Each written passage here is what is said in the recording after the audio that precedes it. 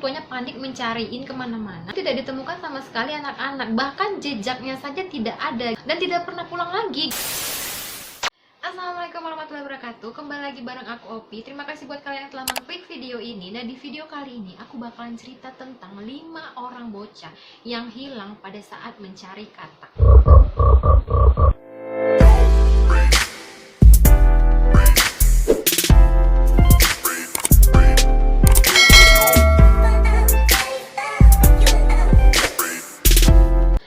Kasus ini dikenal dengan sebutan Frog Boys, di mana hilangnya 5 orang anak yang sebelumnya berpamitan dengan orang tuanya untuk mencari katak.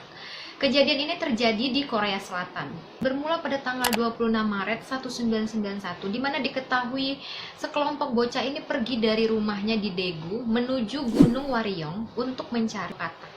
Jadi diketahui kelima bocah ini tuh berusia antara 9 sampai dengan 13 tahun. Jadi itu kebetulan lagi hari libur nasional, jadi mereka pergi ke gunung untuk mencari katak. Jadi kalau di luar negeri tuh mainnya ke gunung ya anak-anak. Kalau di Indonesia main guli, main layangan, libur tuh main-main itu. Jadi emang jarak rumah mereka ke Gunung Waryong itu sangat dekat, hanya beberapa kilometer aja. Dan mereka juga sudah terbiasa dengan suasana di Gunung Waryong itu, karena kan emang deket rumah gitu. Dan mereka juga sudah sangat hafal dengan keadaan Gunung Waryong itu. Ya iyalah, namanya juga di belakang rumah, setiap hari ke sana, kalau libur ke sana. Jadi mereka benar-benar udah hafal kondisi dan suasana di Gunung Waryong itu. Jadi emang deket banget dari rumah mereka. Jadi kalau untuk tersesat itu tidak mungkin, karena emang itu permainan mereka, tempat nongkrong mereka, base camp istilahnya kayak gitu ya. Nah, sampai pada akhirnya kelima bocah itu tidak pulang-pulang gitu kan, orang tuanya panik mencariin kemana-mana.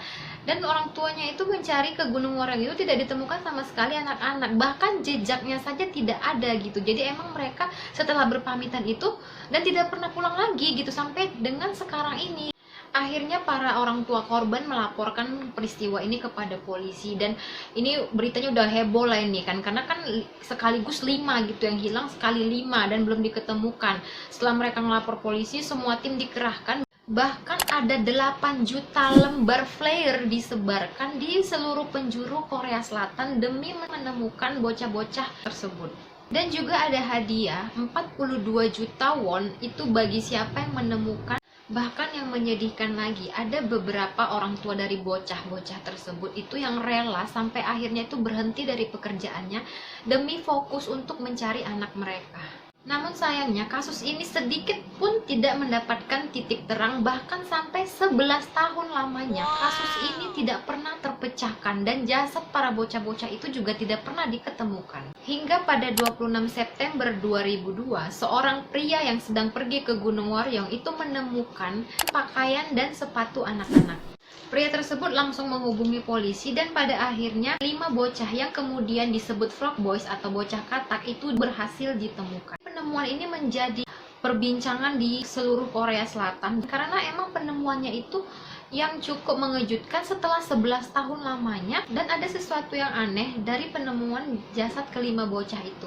Nah, mereka diketemukan dalam posisi yang sedang rangkulan gitu. Jadi kelima bocah itu sedang rangkulan. Awalnya tuh polisi menduga mereka itu tewas karena membeku akibat kedinginan, karena pada saat mereka pergi kemarin itu pada saat musim dingin. Tapi yang herannya, kalau emang mereka kedinginan, kenapa mereka melepaskan baju dan sepatu mereka? Itu yang bikin polisi curiga. Dan keanehan berikutnya, polisi itu sudah ratusan kali mencari kelima bocah itu di titik pada saat dia diketemukan itu. Jadi udah ratusan kali memang warga dan polisi itu mencari di situ dan tidak diketemukan. Kenapa baru 11 tahun kemudian mereka bisa ada di situ? Dan jadi herannya tuh, siapa yang meletakkan mereka di situ? Kenapa bisa pada saat dicari mereka di situ nggak ada, tiba-tiba 11 tahun kemudian mereka sudah ada di situ? Itu jadi pertanyaan besar. Dan akhirnya polisi membawa kelima jasad bocah-bocah tersebut untuk diotopsi. Dan setelah diotopsi, ternyata teori hipotermia yang dikemukakan oleh polisi terbukti salah. Jadi emang bener bocah-bocah itu bukan kedinginan, bukan hipotermia, tapi melainkan ada luka bekas tembakan di tengkorak kepala mereka. Bukan di situ saja, jadi terdapat juga bekas pukulan benda tajam dan bekas darah di tulang tengkorak kepala bocah-bocah tersebut. Polisi pun merumuskan fakta baru bahwa kelima bocah tersebut itu tidak hanya hilang, melainkan juga dibunuh. Namun yang bikin gregetnya itu kasus mereka itu tidak kunjung berkembang, jadi stuck di situ-situ aja. Dan akhirnya pada tanggal 25 Maret tahun 2004, jenazah kelima bocah tersebut itu dimakamkan secara layak. Dan tulang tengkorak mereka didonasikan ke Universitas Gyeongbuk untuk riset medis. Dan pada tahun 2006, kasus mereka mencapai undang-undang pembatasan kasus pembunuhan, yaitu 15 tahun. Jadi setiap 15 tahun itu kasus pembunuhan itu kalau tidak terpecahkan itu close. Jadi udah nggak bisa diangkat lagi, nggak bisa dibahas lagi. Ya walaupun pada Juli 2015 kasus pembatasan 15 tahun itu sudah dihapuskan di Korea Selatan, cuman sampai hingga detik ini tuh tidak ada perkembangan sama sekali tentang kasus si Frog Boys ini. Jadi sampai sekarang itu memang nggak berlanjut kasusnya walaupun pembatasan 15 tahun itu sudah dihapuskan. Dan pada tahun 2011, film berjudul Children dibuat untuk mengenang para bocah katak tersebut.